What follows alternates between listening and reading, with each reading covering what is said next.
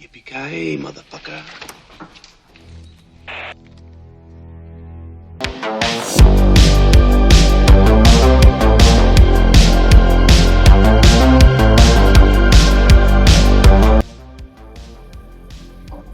¿Qué tal? Muy buenas noches. Bienvenidos a todas y a todos a Pensar Plural. Bienvenidos a todas y a todos a Píldoras Cinematográficas. Hoy nos acompaña, como de costumbre, Daniel Gorostiza, nuestro más recurrente y fiel colaborador. Un saludo a Daniel y muchas gracias por estar con nosotros. Encantado. Y lo que vamos a hacer hoy es hablar, como ya prometimos hace varias semanas y hace casi un mes, de una película que, a pesar de que salió el 13 de julio o el 12 de julio, si mal no recuerdo, del año 88, es una película navideña. Esto es una curiosidad, ¿no? Porque es una película en el que el asunto de la Navidad es central, pero que sale en julio. Esta película, en español, se tituló La jungla de cristal. El título tiene sentido, pero bueno, no tiene mucho que ver con el título original. Y en inglés, pues la película se llama Die Hard 1. Creo que en Sudamérica, en varios países, se llama Duro de matar. Tiene bastante más sentido, pero bueno, no nos vamos a meter ahí. Esta es una película que dura 2 horas y 12 minutos, como dije, es del año 88. Su director es John McTiernan, que estuve indagando un poco, y otra de sus películas más punteras fue Predator, del año 87, con Arnold Schwarzenegger. Dentro del reparto pues tenemos a, obviamente, Bruce Willis, que hace de John McClane, Alan Rickman, que hace de ese villano llamado Gruber, que Daniel me acaba de decir cómo se llama, pero ya no me acuerdo. Hans Gruber. Hans Gruber, exactamente. Tenemos a Bonnie Bedelia, que creo que es la que hace de mujer de Bruce Willis, que se llama algo Gennaro. Sí, Bonnie, creo, Gennaro. Sí, algo así, Bonnie Gennaro, algo así. Luego tenemos a J. Reginald Bell Johnson, que ese creo que es el que hace de policía. Sí. Personaje muy carismático, con una capacidad de actuación muy buena y siempre tirando un poco para el humor.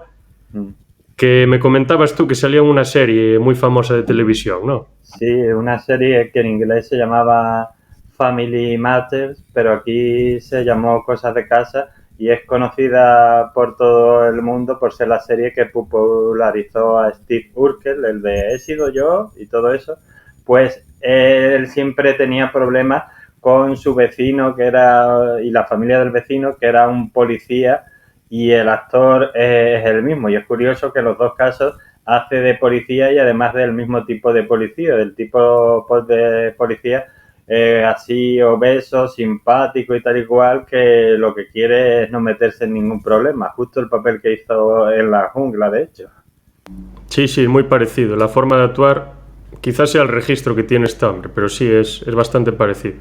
Luego tenemos a Paul Gleason también, a Devurox White, que creo que es el que hace de conductor de limusina, del chofer de limusinas, y James Shigetti, entre otros muchos. El guión lo realizan Joe Stewart. No sé si has mencionado a... Creo que se llama... Espérate que te lo mire. Alexander Godunov, que es el rubio de pelo largo. Ah, sí. No lo mencioné, pero sí. Que es, sin ofender, ¿eh? Yo no tengo nada en contra de los rubios ni en contra de la gente de pelo largo, pero su papel en los 80 y en los 90 era del rubio asqueroso que caía mal. Porque lo ves haciendo ese mismo papel en Los Cazafantasmas 2 y creo que era, no sé si tú has visto, Esta casa es una ruina, de Tom Hanks. También hacía de... Bueno, pues es una comedia muy divertida. También hacía de rubio asqueroso, no porque los rubios sean asquerosos, sino porque hace ese tipo de personaje que tú dices, ya nada más verlo, ya me caes mal. Sí. Totalmente. Sí, ese nos faltaba. Eso, decía que el guión fue realizado por Jeff Stewart y por Steven de Souza. El presupuesto inicial era de unos 28 millones de dólares. Yo pensé que habían sido bastante más, pero bueno, 28 son bastantes, pero bueno, para un tipo de película como esta no me parecen excesivos. Recaudó en taquilla 140 millones de dólares más o menos, que está bastante bien. A eso habrá que añadirle por los merchandising y todos los Blu-ray, DVD que haya vendido y VHS también. de lo que no tengo ni idea de la cifra, no la barajo.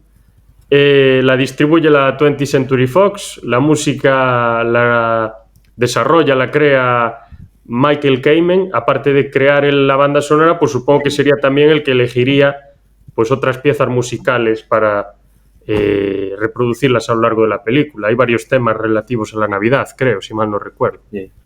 No sé si en algún momento suena también el himno de la alegría, que me parece sí. recordar que sí, que suena varias veces. Creo que es lo que más suena, casi es el leitmotiv de la película. Sí, un poco sí. Y bueno, con respecto a estas especificaciones técnicas, decir que, por ejemplo, en IMDb, que es la base de datos de las películas oficial que hay en internet y por ahí, que es americana, le dan de nota un 8,2 sobre 10, que es una nota bastante alta. Luego en Film Affinity le dan un 7 con algo, que tampoco es bajo. Pero bueno, yo me fiaría un poco más de Film Affinity que de IMDb. Perdón, me fiaría un poco más de IMDb que de Film Affinity. Y lo curioso que decía antes, ¿no? Es una película navideña que sucede en julio y ahora, pues para no estar yo hablando tanto tiempo y dejar a los espectadores que escuchen otra voz diferente, te voy a dar la palabra a ti para que nos hagas, antes de hablar de la selección de los personajes y antes de hablar de la adaptación que supone esta película de cierta novela, un pequeño resumen en pocos minutos o en menos de un minuto de lo que va la película, sí, el núcleo central de lo que va la película. Bueno, la película que se puede clasificar de película navideña, pese a que no sigue los, digamos, parámetros de una película navideña, familiar y tal y cual, pero sí sigue el parámetro, ¿no? La Navidad tiene una serie de principios, yo no digo que estén bien o estén mal, y uno de ellos es el principio de la redención y tal y cual, y aquí hay dos personajes, ya hablaremos luego, que se redimen, y además pasa en Navidad, aunque salga en julio. Y la historia básicamente pues va de un policía, el típico policía de Nueva York, o sea, la imagen que tiene uno de un policía de Nueva York, que luego supongo que no será así, que es Bruce Willis, que tiene problemas con su mujer porque, bueno, no ha sabido, digamos, aceptar el éxito de su mujer y se han separado, no como diríamos en la carrera, no de derecho, sino de hecho. O sea, no se han separado legalmente, sino que ella se ha ido a Los Ángeles y él está en Nueva York. Bueno, más separación que esa, poco. Y entonces él va en Navidades a la cena que la empresa de la esposa, que es japonesa.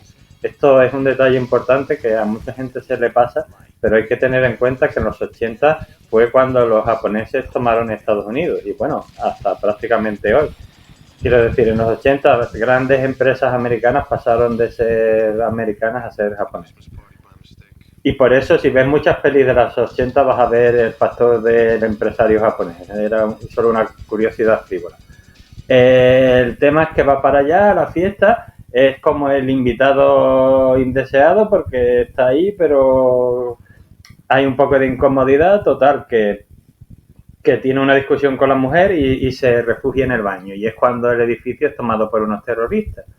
Y aquí está la originalidad de la película. Él, en vez de hacer, de ahí que sea, lo podemos considerar un héroe a la fuerza, porque John McClane no creo que él quisiera ahí decir voy a ser heroico, pero bueno, es de estas personas que les gusta, creen en algo superior a ellos, no me refiero a un dios, sino en un deber, en un algo, y entonces pues es un poco héroe a la fuerza y se enfrenta a estos terroristas. Y bueno, al final, no voy a decir si los derrota o no, aunque yo creo que casi todo el mundo habrá visto esta película y si no la recomiendo, pues digamos que se reconcilia un poco con su mujer.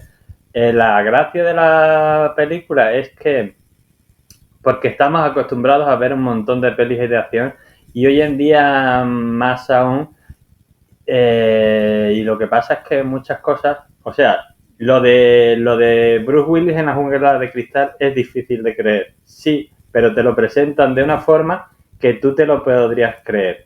Es un poco el problema de las pelis de acción de ahora. Pues si tú me pones un superhéroe, yo me creo que ese ser pues puede hacer lo que sea, pero si tú me pones unos señores o una señora ahí haciendo cosas increíbles, yo qué sé, por decir una cosa, en Fast and Furious, que sí, que es fantástica, pero digo, es que no me lo creo. O sea, aviones cayendo de un avión y luego conduciéndolo, bueno, pues...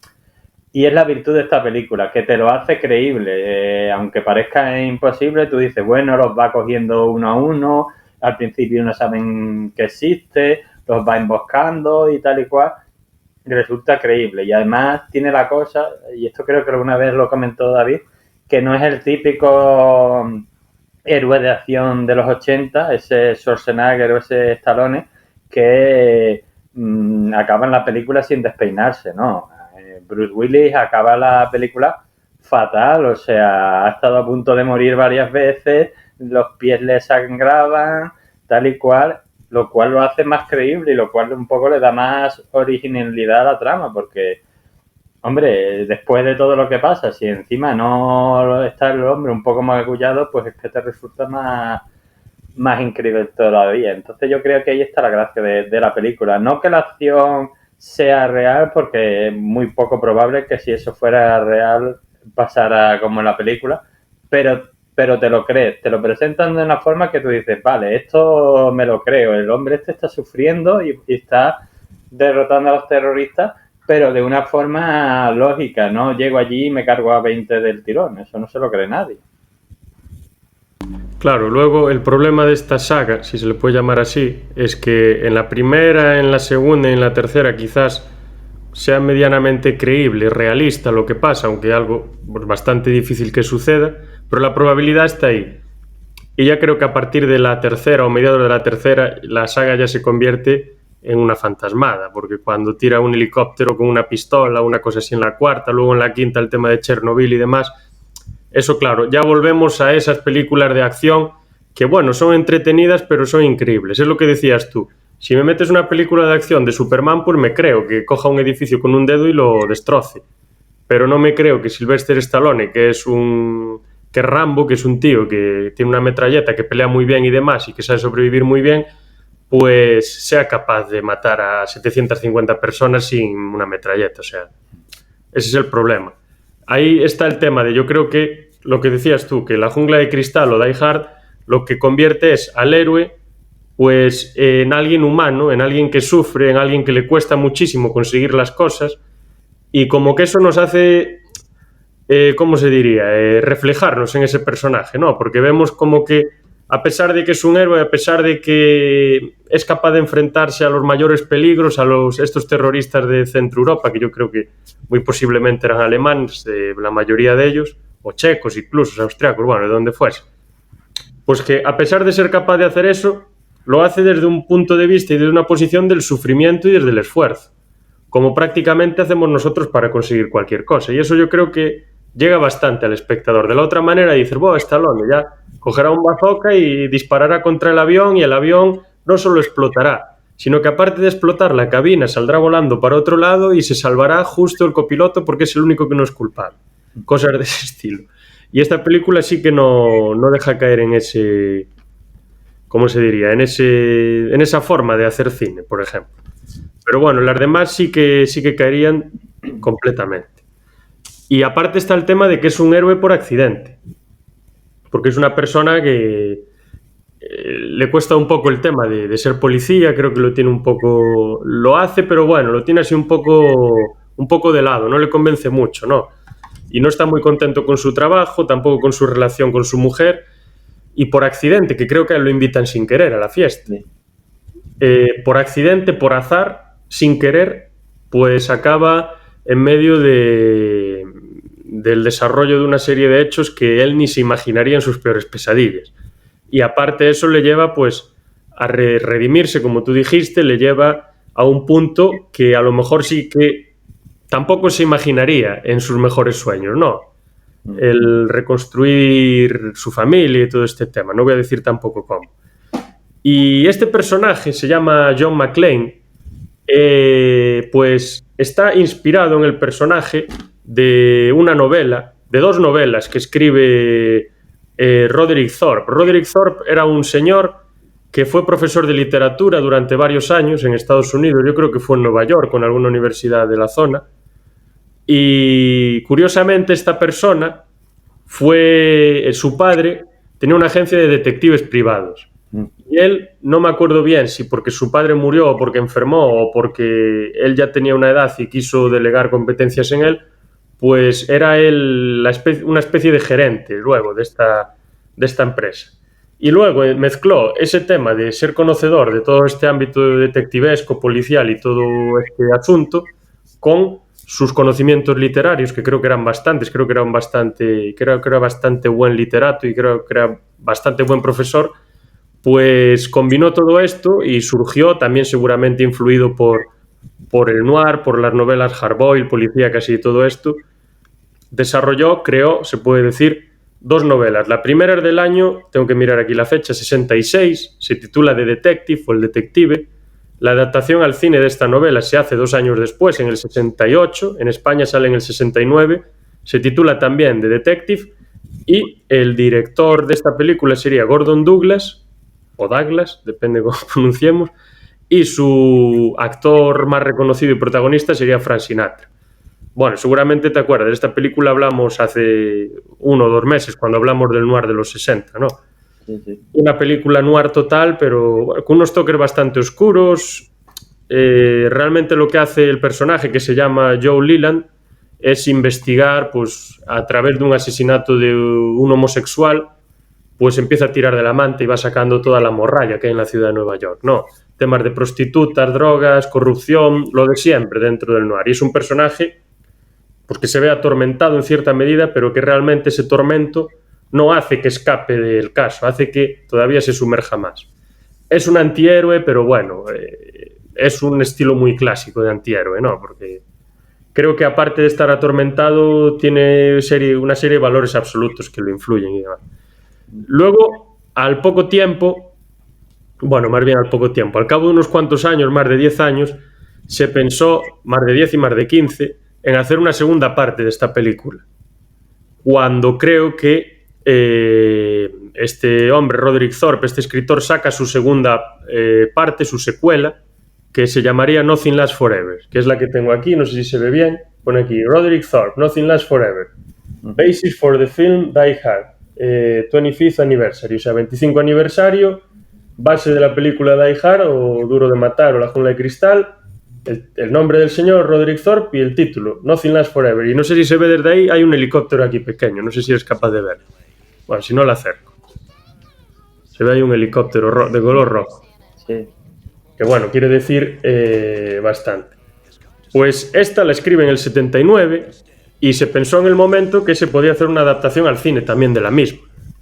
Pero, ¿qué es lo que pasa? Que Sinatra ya tenía una edad, que los productores no estaban por la labor, y entonces se dejó un poco al transcurso de los años. Y en el 87-88 los productores Lawrence Gordon y Joel Silver pues tienen la gran idea de decir, pues vamos a hacer la segunda parte, pero vamos a buscar otro actor.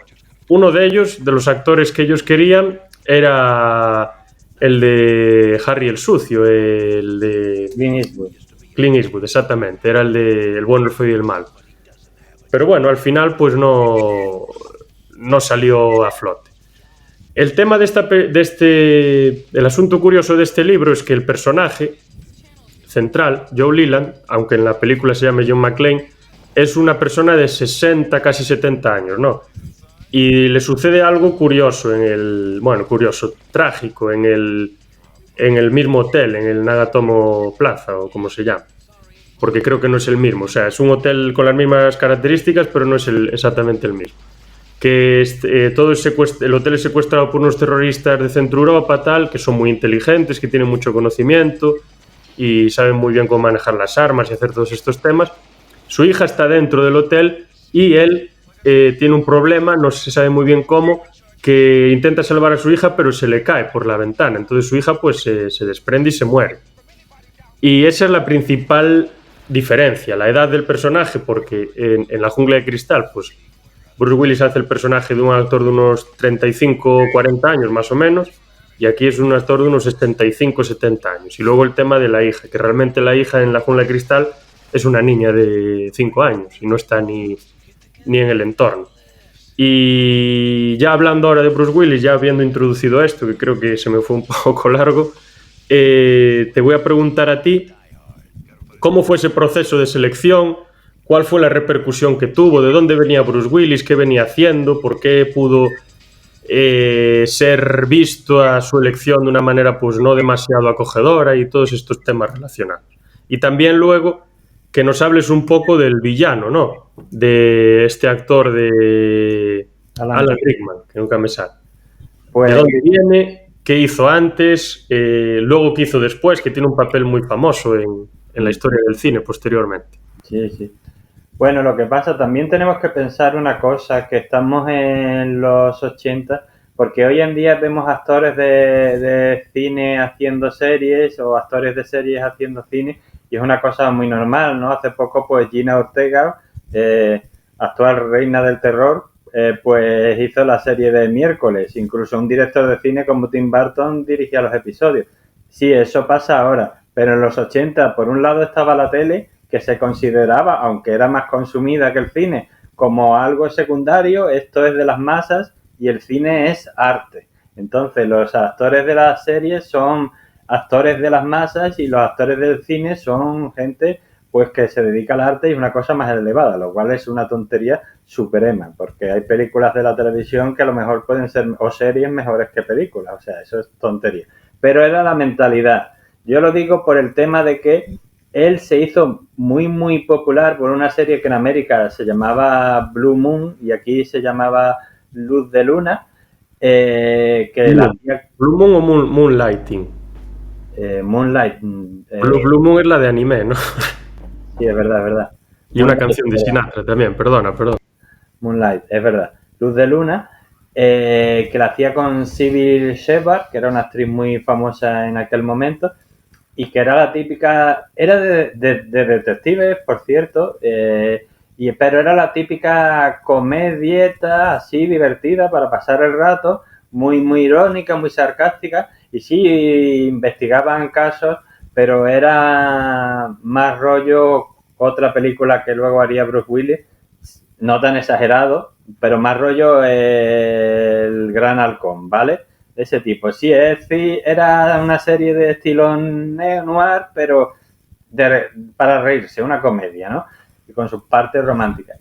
Y él se hizo popularísimo gracias a esa serie, tanto es así que se plantearon cogerlo de la serie para la película, lo que en aquella época era algo casi inconcebible, porque él era un actor de series, pero al final lo cogieron y entonces hubo mucha polémica aún cogido el actor porque mucha gente pensaba eso, que cómo puede ser que has cogido un actor de serie para hacer una película, pero claro, luego él hizo el papel y lo hizo fantásticamente, y si Luz de Luna le permitió hacer el salto al cine, La Jungla de Cristal le permitió empezar su carrera al estrellato y hasta ahora, o sea, le dio un nombre y hasta ahora que se ha retirado hace no tanto. Entonces, pues bueno, estas polémicas siempre pasan y generalmente son absurdas. Es lo mismo que cuando se decidió Tim Burton por coger en Batman a Michael Keaton. Todo el mundo dijo que un actor cómico no podía hacer un papel serio, lo cual es otra chorrada. Un actor es un actor. Si hay que hacer comedia, se hace comedia. Y si te tengo que hacer llorar, te hago llorar. Pues curiosamente, Michael Keaton ha sido el Batman más serio de la historia. Curiosamente. Y eso claro, que es un actor de comedia. Pero es que es eso, un actor al final es un actor. Otra cosa es lo que tú te dediques más, pero bueno, luego... Entonces ahí demostró Bruce Willis que no había separación entre series y películas. Y en cuanto a Alan Rickman, es un actor de toda la vida británico, de los buenos actores que tienen allí, que hizo teatro, hizo de todo, y que fue escogido con este papel porque el hombre es muy versátil, aunque es británico, lo mismo te hace de americano que de... Bueno, aquí hace de alemán. Bueno, aquí hace de alemán, no sé si te acuerdas, en una escena cuando quiere engañar a John McClane, hace de americano. Cuando lo pilla ahí por... Y si lo ves en idioma original, hace los dos acentos bien, el alemán y el... Y luego en español no tiene acento de nada. No, eso es un problema El acento neutro español, sí, neutro. madrileño. Ese es un problema de los doblajes. Pero en inglés se ve que el tipo sabe hacer los dos acentos. Es un actor muy versátil, pero bueno, venía del teatro y tal. Entonces, pues estaba hecho a estas cosas. Y luego, ahí, a partir de ahí, se especializó un poco en papeles de villano. De hecho, por ejemplo, también lo ves en Robin Hood, Príncipe de los Ladrones, que también hace del malo. Y se convirtió en el villano recurrente de Hollywood hasta que ya bastante después de La Jungla le llegó el papel de Snape en la saga de Harry Potter, que digamos, porque él era popular, pero para un público más mayor, le hizo popular, digamos, para el público más joven y que en el fondo no dejaba de salirse un poco del registro que le dio Hollywood, porque en el fondo Snape es el típico, yo lo llamaría bueno, o sea, malo bueno. El tipo que te parece malo que al final resulta que es bueno. Pero bueno, el hombre sí que tenía un gran registro y ya digo, este papel de La Jungla le abrió pues para que en Hollywood pudiera hacer muchos más papeles y el papel de, digamos, de Snape pues le devolvió a las nuevas generaciones porque es uno de los mejores papeles de la saga seguramente. De hecho, por comentarte una cosilla muy graciosa, creo que se llama Space Quest, la película. Hay una película que hizo antes de Harry Potter, que es como una especie de parodia de Star Trek, donde él hace una especie de Doctor Spock, donde hace de un actor británico que está encasillando haciendo siempre el mismo papel, que era básicamente lo que le pasó al hombre. Hombre, a ver, que el hombre ganaba mucho dinero y que tenía mucho éxito, pero que era un poco lo que le pasaba al hombre hasta que le llegó el papel este de Harry Potter. Pero vamos, sí, es un actor muy recomendable. Y bueno, también yo creo que si lo han escogido para hacer tantos villanos es porque el tipo es que los clavaba. O sea, ese villano ahí maquiavélico que no sabes cómo el bueno lo va a poder derrotar, el tío lo clava, la verdad. Sí, Héroes fuera de órbita, creo que es en castellano el título. Sí, sí, sí. Sí, estaba viendo ahora el post. Hablando, bueno, sí, lo de Snape totalmente, o sea, es un papel que está genial. De que hace el Robin Hood no me acuerdo muy bien, porque la película la vi hace un porrón de años, aunque me parece muy buena. No sabía que era del 91 la película, pensé que era mucho más reciente, pero sí, al final tiene ya 30 años la obra.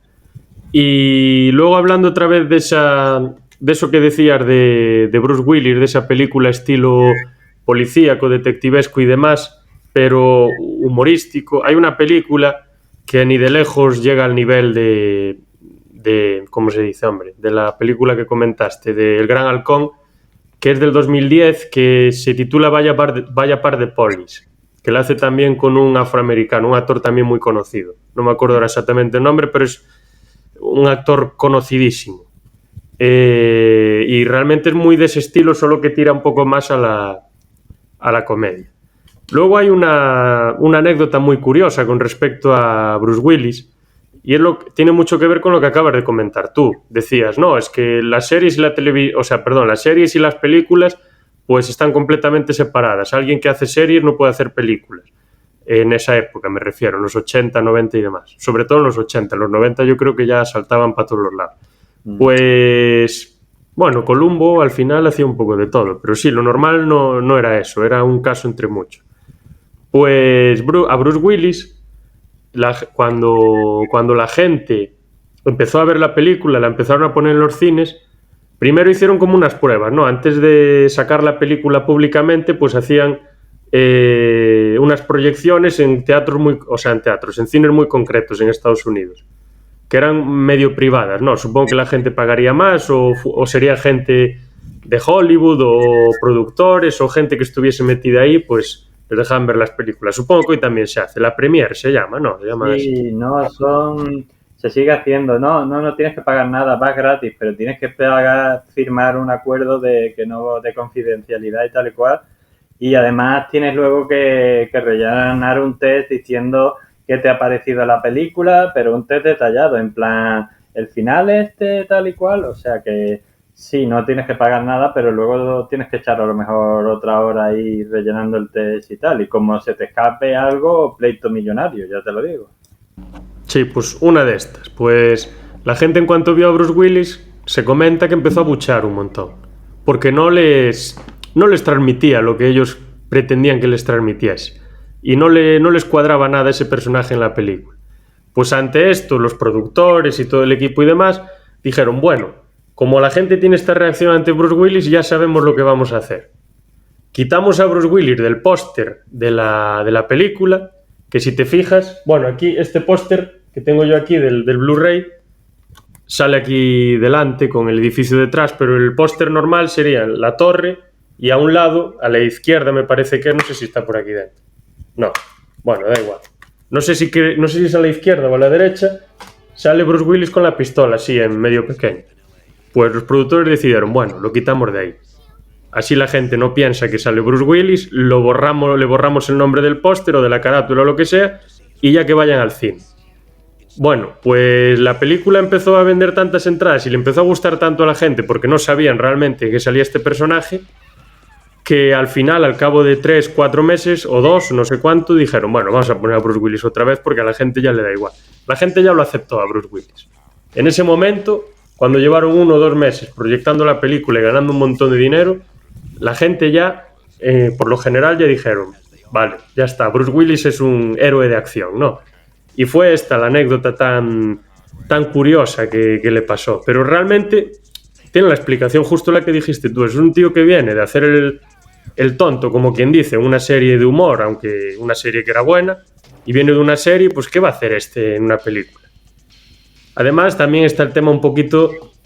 Con Bruce Willis siempre se metieron mucho con su acento, porque Bruce Willis nació en Alemania y hasta los 4 o 5 años, una cosa así, o 3, no fue a Estados Unidos y fue criado por... Uno de sus padres era alemán. Entonces, el acento, aunque llevase 40 años o 30 años en Estados Unidos, una persona que vive siempre en Estados Unidos, cualquier variación mínima en el acento la va a notar. Entonces, pues siempre, no, con este acento alemán, no sé qué, y él es más... Se comenta en algunos medios y publicaciones por ahí que estuvo tiempo, hasta cierta edad, practicando la dicción del acento americano de Nueva Jersey o Nueva York, donde vivía él, para imitarlo completamente, porque tenía ese deje que le tiraba un poco más a lo alemán. Y ya dicho esto, bueno, si quieres añadir algo a esto.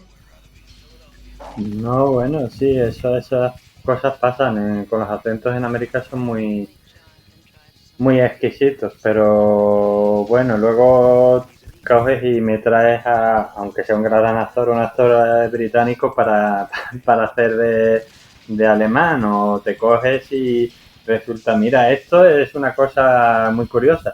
Una de las personas que mejor acento americano hace, pero mejor que los americanos incluso, es Christian Bale, el que hizo de Batman, pero también hizo de American Psycho y un montón de películas. Y el tío es de Gales. Y de hecho, lo hace tan bien que hay gente en Estados Unidos que no sabe que es británico. O sea que sí, estas cosas con los acentos tienen problemas los americanos un poco. Se cuenta, esta es una anécdotita cortita, aunque se salga un poco, que en la serie de House, los productores estaban ya mosqueados cuando estaban haciendo el casting para el protagonista, porque decía, bueno, ya está bien, ¿no? Actores canadienses, británicos, australianos, a ver cuándo viene alguien que habla americano. Y entonces Hugh Laurie, el protagonista de House, estaba en la cola y escuchó el rollo y dijo, ¿qué? Americano del Medio Oeste. ¡Pum! Y le dijeron, ¿ves? Aquí tenemos un actor americano de verdad. Y lo contrataron. Y claro, una vez firmado el contrato dijo, miren, yo soy inglés, pero bueno. O sea que tienen esas cosas con los acentos. Sí, bueno, al final son todo prejuicios, ¿no? Es como el que dice, no me gusta la leche de marca blanca, y tú coges la leche marca blanca, llenas un bote de otra leche cara, o Pascual, o Central Lechero, o lo que sea, con esa leche, y ven el bote y ya le sabe de otra manera. Bueno, lo de siempre. O con el tema del vino, ¿no? Coges el vino del Brick, lo metes en la botella de un vino buenísimo, lo cierras bien, tal, lo sirves, oh, qué rico está este vino. Sí, vale. Esas son las cosas que tenemos, bueno, de estupidez. Y luego ya, ahora podemos pasar, antes de hablar de las anécdotas, a ese tema que hablabas tú, de las historias de redención, ¿no?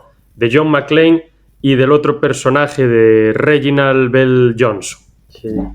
Bueno, de Reginald Bell Johnson decir que él era un policía que en un momento concreto de su vida, dentro de esta ficción, de esta película, tuvo que disparar a un niño bastante joven por algo que estaba haciendo, que estaba poniendo en peligro la vida de otra persona, una cosa así. No me acuerdo exactamente cómo fue, pero creo que fue algo así. Y claro, a él lo apartaron un poco de la acción, entre comillas, y lo dejaban un poco en los sitios por donde menos movida había. Y él realmente era algo que llevaba consigo, ¿no? Como una mochila muy pesada que llevaba a cuestas, pues un hecho que marcó su vida pues trágicamente, ¿no? Que no lo hacía estar en demasiado buen estado mental. Sí. Y el tema de John McClane, supongo que la redención, cuando hablabas de ella, te referías más a la redención de reconstruir su vida sentimental y familiar. Sí. Y bueno, adelante. Bueno, pues sí, en el caso de John McClane, pues es en su vida matrimonial y familiar y en el tema de al final reconocer que, bueno, que no pasa nada porque su mujer tenga éxito, que no tiene que tenerle miedo a eso, que cada uno debería tener éxito en sus carreras y tal. Y digamos ese camino hacia el perdón, o sea, digamos que toda esta experiencia traumática del secuestro y tal y cual le lleva a ver lo importante que es para él su mujer, lo que podría haber pasado si la hubiera perdido y cómo que a veces pues no pasa nada en dar un paso atrás y disculparse, o sea, eso no tiene nada de malo, a veces hay que tragarse el orgullo y es mucho mejor. Y en el caso del policía, pues es un poco lo que tú habías contado. Él creía que el chaval tenía una pistola. Al final, al parecer, resulta que no, pero claro, él no lo pudo saber y entonces, pues, hizo lo que él creyó conveniente para salvar una serie de vidas. Pero claro, una vez que él descubre el hecho, pues tenía un poco de estrés postraumático y bien la policía o bien incluso a lo mejor también él voluntariamente, porque eso no queda muy claro en la película ni tampoco hace falta, pues digamos que lo retiran un poco. Tú a oficina o a patrullar por barrios tranquilos y tal y cual, nada de donde esté la acción. Y entonces, y además tiene una conversación sobre eso con McClane y tal, se ve que el hombre está un poco traumatizado y que en el fondo él no quiere volver a enfrentarse a la cruda realidad, pero al final de la película pasa algo que no vamos a contar, que le obliga a, digamos, enfrentarse otra vez a la cruda realidad, pero también le ayuda a superar su trauma, le ayuda a descubrir que, hombre, él lo que hizo en el pasado, pues fue un accidente, no estuvo bien, pero que en el fondo es un buen policía y que en el fondo sí que está hecho para patrullar cualquier tipo de barrio. Entonces ahí ese personaje, digamos, que encuentra su arco argumental, encuentra su redención, también gracias a toda esta experiencia de los terroristas y a su relación con McClane, con lo cual encaja para mí perfectamente en la trama, digamos, navideña, porque, bueno, una película navideña tiene muchos elementos, pero uno de ellos puede ser el de la redención. Por ejemplo, si tú ves Cuento de Navidad, cualquiera de sus versiones, entre ellas la de Bill Murray y los fantasmas atacan al jefe, gran película, pues al final toda la película es la de historia de la redención del señor Scrooge. Pues aquí, en esta película, toda la película en realidad es la historia de la redención de estos dos personajes, del protagonista Bruce Willis, ¿no?, de John McClane, y de este otro policía, que aunque es un personaje más secundario, pues también es importante, pues es esta historia de redención. Esto lo sitúas en Navidad, que es cuando pasa la película, pues tienes la típica película navideña. Lo digo yo porque esta es mi opinión, ¿eh? Porque ha habido sobre esto debate, pero no te vayas a creer que, hombre, no debate como hoy en día de vamos a insultarnos, sino debate de que esto lleva como 30 o 40 años debatiéndose si esta es una película navideña o no, pero al final se ha llegado a un consenso mayoritario en el que se piensa que sí, por lo que te acabo de contar, porque no es solo que pase en Navidad, sino que además reúne los elementos de la redención y una serie de cosas que hacen que sea, porque tú me podrías decir, bueno, Black Christmas pasa en Navidad, ¿es una película navideña? Hombre, no, no es una película navideña y tú lo has visto la última vez con posterioridad a mí, ahí no creo que haya redención ninguna, en cambio en esta película Sí. A ver, depende cómo definas navideño. Claro, si dices navideño pasa en Navidad, entonces cualquier película que sucede en Navidad es navideña. Pero si dices navideño porque tiene que tener unos valores concretos y tal, bueno, entonces ni Black Christmas es navideña, ni Noche de Paz, Noche de Muerte es navideña. claro.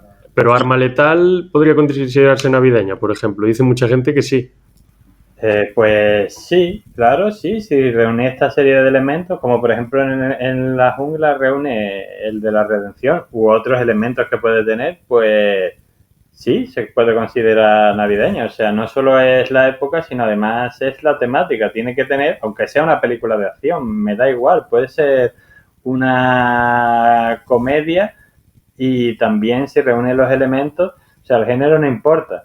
Sí, Está esta clásica, ¿no? Love Actually, que se llama, que es navideña. sí, esa es la super tipiquísima navideña, sí. Sí, esa sí es navideña, por ejemplo, porque reúne los elementos.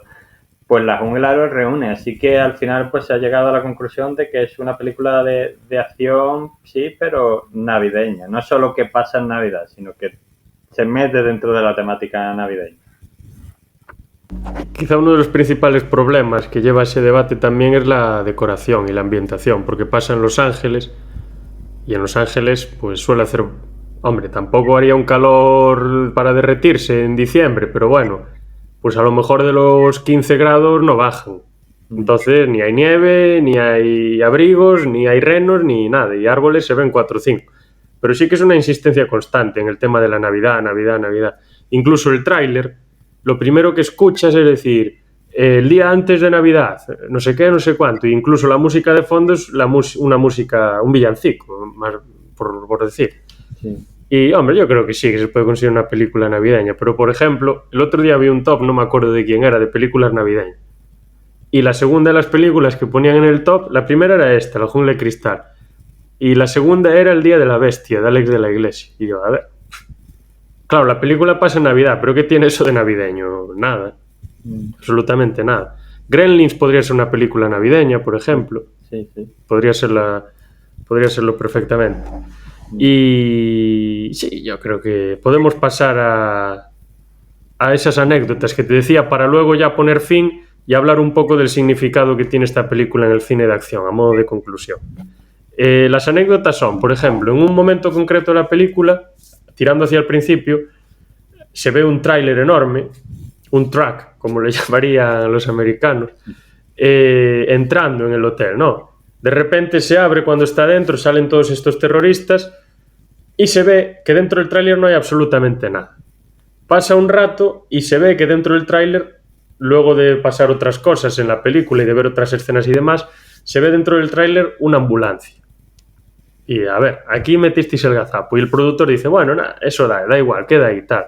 Luego hay un tema también de que a Bruce Willis, que obviamente porque está, ¿cómo se dice?, rodando la película y haciendo las escenas entre cristales y entre un montón dentro de un entorno que está completamente derruido y es bastante complicado caminar sin hacerse daño y demás y esquivar ciertas cosas, pues no va descalzo realmente, lleva como unos escarpines o como una serie de calcetines muy gordos de color carne que al enfocar un poco la cámara de lejos pues parece que no lleva nada. Pero en un momento que acercan bastante la cámara pues se ve que lleva como una especie de zapatillas ahí de color carne y esto también dijeron los productores, nah, esto no se nota, tal, le da encanto a la película. Realmente no se nota, yo no lo vi, creo que a lo mejor ya estas ediciones ya lo tienen corregido, también puede ser. Luego tuvieron un montón de problemas con el ruido, porque la película la rodaron in situ, en ese hotel, en ese edificio, bueno, no sé si es un hotel, pero el edificio está ahí, y no podían rodar antes de las 5 o 6 de la tarde. Entonces rodaban todos los días entre las 5 o 6 de la tarde y las 7 u 8, o sea, rodaban muy poco tiempo. Y aparte tenían que usar unos focos enormes de luz, no sé si te fijaste al final de la película, usan esos focos que son como una ventana casi de grandes, que son súper potentes. y tenían que usarlos, tenían que hacer escenas con helicópteros de verdad, las explosiones eran de verdad, los tiroteos obviamente serían balas de fogueo, pero estaban disparando de verdad con las balas, y todo lo que sucedía, todo lo que rompían, sucedía de verdad. La tanqueta que sale en un momento también no es una maqueta y no es una tanqueta pequeña teledirigida, era una tanqueta de verdad, que explota la película de verdad. O sea, hay dinero y dinero y dinero. Entonces tuvieron un montón de problemas con este tema del ruido y para adaptar su horario para rodar, y solo podían rodar al día pues 1 o 2 horas, una cosa así.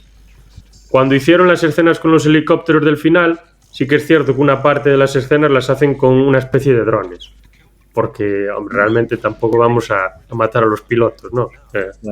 Hay que tener un poco de cuidado. Luego, ¿qué más? La muerte de Gruber, la muerte de Alan Rickman.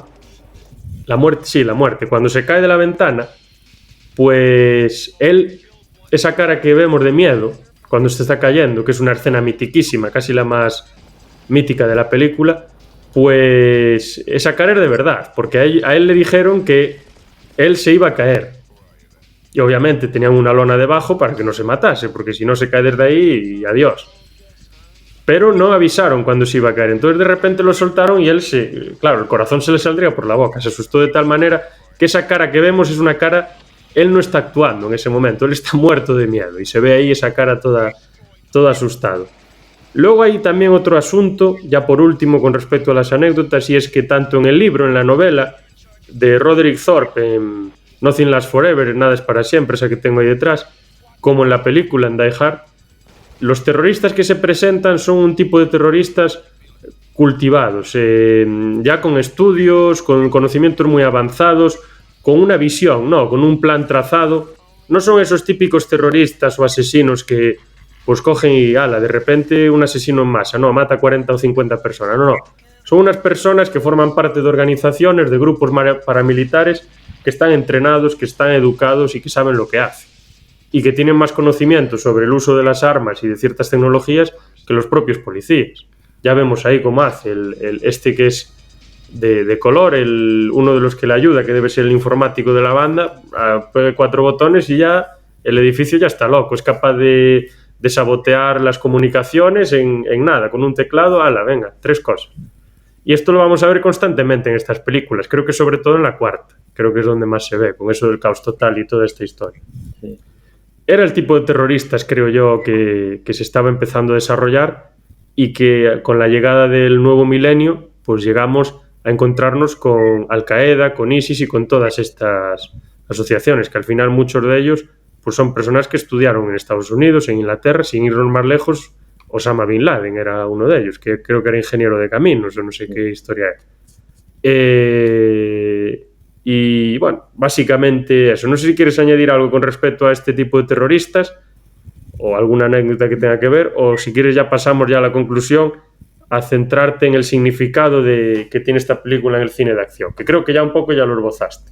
Sí, hombre, no, sobre eso solo doy de los terroristas un detalle, y es que el cine era un poco maniqueo en ese sentido, pero ya con los 70, con la apertura de vamos a hacer un cine diferente, propició un poco el cine de los 80 y entonces se dieron cuenta, hombre, no, los terroristas no son los villanos de cómics que salen, son gente preparada, porque si no, no podrían hacer las cosas que hacen. Dicho esto, en la conclusión, pues es que esta película te puede gustar más o te puede gustar menos. A mí me debe gustar mucho porque la he visto un montón de veces y es de esas típicas películas que la ponen en la tele y tú en cualquier otro caso dirías, bueno, esta la he visto 40 veces, cambio y dices, bueno, La jungla de cristal, venga, no pasa nada, aquí la vemos. Y es que fue un clásico del cine de acción. Y se puede decir, no solo porque haya pasado el tiempo suficiente, sino porque, bueno, la palabra clásico en original, en griego, significaba algo que servía de modelo. Y el hecho es que a partir de La jungla de cristal, porque antes sí, había habido cosas, pero no tan específicas como esta de un señor que se encuentra encerrado en un edificio o en cualquier sitio y se enfrenta a un montón de terroristas poco a poco y los va derrotando. Había habido cosas parecidas, pero no tan, como digo, a esta escala, pero a partir de ahí, pues es que han hecho películas de ese estilo en serie, sin ir más lejos. Un actor que a Phantom y a mí no nos gusta mucho, que es Steven Seagal, creo que ha hecho 2 de esas. Una en un barco y la otra no me acuerdo dónde era, pero que básicamente eran la jungla de cristal, pero en un barco, y ahora la jungla, y así hay 200.000. Eso por un lado, y luego pues por el concepto de que conté yo un poco antes, de que el héroe de acción tenía que ser más humano. Que eso no quiere decir que tú no puedas ver una película de acción de Schwarzenegger y te puede encantar. Hombre, a mí Depredador es una de mis películas favoritas. Pero si tú te lo paras un poco, dices tú, demasiado entrero ha llegado al final de la película a Schwarzenegger con toda la paliza que les ha dado el Depredador. Pero bueno, aún así la peli me encanta. Entonces, aunque estos héroes perfectos, digamos, siguieron existiendo, sí que se abrió el camino a lo que luego creo que se ha convertido, por lo menos en la época de los 80, los 90 y casi diría los 2000, el héroe típico de acción, que es alguien más humano, es alguien al que tú puedes magullar, al que tú puedes, que sí, que al final ganará y derrotará, pero a los malos, o no, pero que acaba fatal, yo qué sé, desesperado de Antonio Banderas, sí que se enfrenta a 200.000 terroristas no, narcos, pero acaba la película el hombre que está para llevarlo a un hospital, pues ese es el tema. Entonces, por estos dos motivos, por el concepto claustrofóbico de vamos a enfrentar al héroe dentro de un edificio con un montón de villanos, que esto luego se ha repetido hasta la saciedad, y por el concepto quizás incluso más importante de, aunque esto es ficción, esto en la vida real no va a pasar tal cual, o difícilmente pasaría tal cual, vamos a hacer que la gente se lo crea, vamos a hacer que la gente, aunque piense, bueno, esto si fuera de verdad no pasaría, pero mientras esas 2 horas, esa hora y media que ve la película, se crea de verdad que ese señor está escalando dentro de un ascensor, pero lo ve ahí sangrando, lo ve y se pueda identificar más, no diga, es que este tío es un superhéroe, un superhombre, esto es Conan. No es Conan, es un policía de Nueva York que se ha visto en, como decían en algunos de los trailers, que esto le gusta mucho, los trailers de los 80, pues yo recuerdo uno de ellos que decía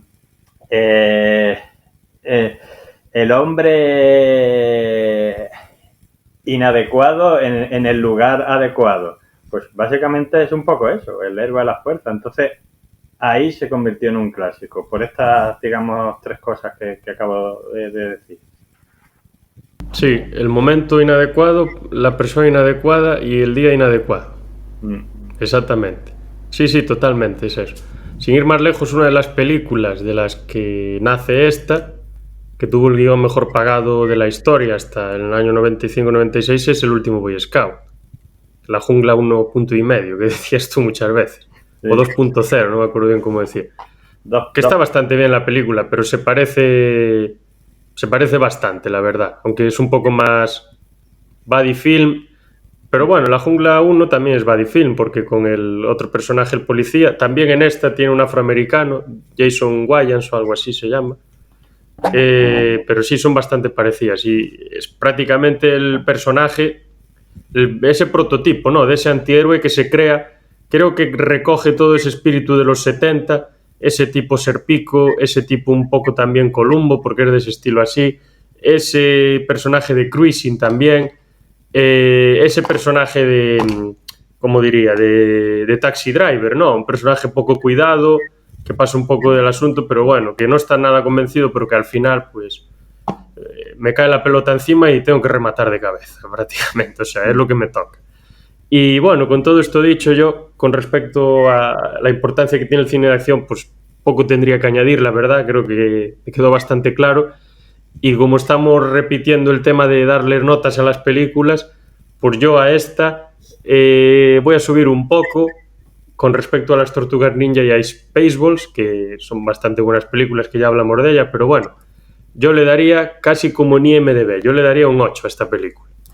Entre un 8 y un 8,5, porque para mí, hace 6, 7 u 8 años, igual no tanto, Die Hard 1, Die Hard 3 y El último Boy Scout eran mis 3 películas favoritas y las veía cada 2 meses, bueno, yo creo que las vi 7 u 8 veces por lo menos. El último Boy Scout todavía más, que me sé algunos diálogos de memoria, en castellano y en inglés. Sí, yo también le daría un 8, quizá me acercaría más a la puntuación de IMDb que a la de Film Affinity. Sí, creo que sí, porque 8,2, como le dan ellos, me parece un poco... Pero un 8 sí, sería buena nota por todo lo que hemos contado. Es que es eso, para mí es un clásico del cine de acción. A ver, es que ellos no creo que le den la nota directamente. Yo supongo que hacen media de toda la gente que vota dentro de la plataforma. Entonces, pues uno vota un 7,5, otro un 8,5, pues bueno, o otro un 7,75, lo que sea. También para darle una película un 8,75, hombre, dices, a ver, tampoco es la nota de un examen, o sea, un 8, un 8,5, un 9, pero tampoco te pases. Sí, pero eso es como, por ejemplo, en una de las páginas que yo miro esta serie de cosas, pues alguien, por ejemplo, claro, te hace una media y no le sale mala nota, pero si tú miras las notas, pues yo, de gente, digo, hay gente que le ha puesto un 3 y un 4 y digo, hombre, vale que no te guste, pero por lo menos reconoce que, pues en este caso, esta otra película, de la que también hablamos, Alien, pues que es un clásico, por lo menos es un 5, ¿no? Entonces, digo, que al final son esas cosas que bajan una media, que la gente tiene derecho a tener la opinión que quiera, pero claro, al ser una cosa más así, pues siempre va a haber uno que diga, pues yo qué sé, Ciudadano Kane, pues yo le doy un 2 porque es muy larga. Hombre, tío, pero no sé, vale, respeto, pero que no comparto. Pues esto es un poco, por eso yo me tiraría más a las de IMDB, que suelen ser gente, no es que los otros no sepan de cine, que sí sabrán también, pero gente que está más metida en el mundillo y entonces me da más fiabilidad que...